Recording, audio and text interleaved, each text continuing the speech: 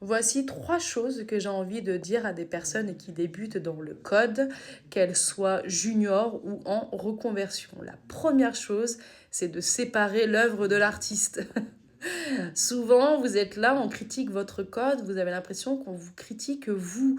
On vous dit que le code, il n'est pas bon et vous avez l'impression qu'on est là en train de vous pointer vous en disant que vous êtes une mauvaise personne. Cette dichotomie est indispensable sur le plan psychologique. Non seulement ça vous permet de progresser, parce que vous êtes là apte à entendre la critique, mais deuxièmement, ça vous permet aussi de garder, si évidemment vous l'avez, une certaine confiance en soi.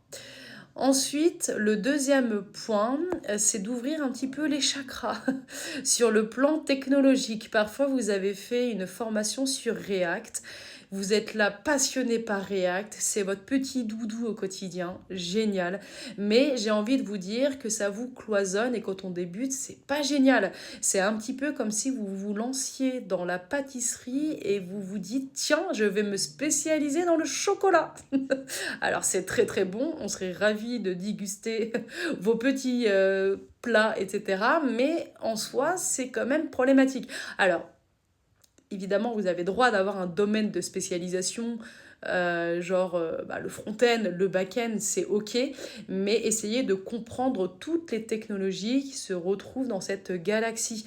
Ça vous permettra beaucoup plus facilement de comprendre les usages, pourquoi cette technologie est utilisée dans ce contexte-là. Ça vous permettra de comprendre l'historique aussi d'une technologie dans une entreprise. Parfois, vous avez des avis très arrêtés sur les technologies et sans comprendre les raisons derrière les usages. Et donc la documentation est souvent, pas toujours, mais souvent là pour ça. Et ça vous permet aussi tout simplement d'évoluer. C'est-à-dire qu'à un moment donné, une startup est grandie, les choix techniques évoluent, et à un moment donné, vous êtes là, ah bah non, et ça a changé de techno, il n'y a plus de chocolat, on est passé au citron, c'est compliqué. Donc vraiment, c'est important de garder les yeux ouverts, les oreilles ouvertes, justement sur les différentes technologies dans votre domaine de spécialisation. Et enfin, ne cloisonnez pas votre job à une tendance. Des fois, pas tout le temps bien évidemment, mais j'entends des fois des personnes qui me disent tiens là en ce moment c'est l'IA, je vais me former dessus et faire un job uniquement centré sur ce job, sur cette technologie. Alors en soi c'est bien d'apporter justement voilà, des petites spécialisations à votre domaine, mais d'en faire que un cœur de métier ça peut être un peu risqué parce qu'il suffit que la tendance disparaisse, votre job disparaît. Et pour moi, à mes yeux, le plus important, c'est déjà de prendre du temps à maîtriser les fondamentaux techniques, avoir une bonne base solide, des fondations solides pour justement mieux basculer d'une technologie à une autre, mieux basculer d'un produit à un autre et mieux aussi apprendre. La spécialisation forte par rapport à une tendance, le domaine est parfois un peu immature.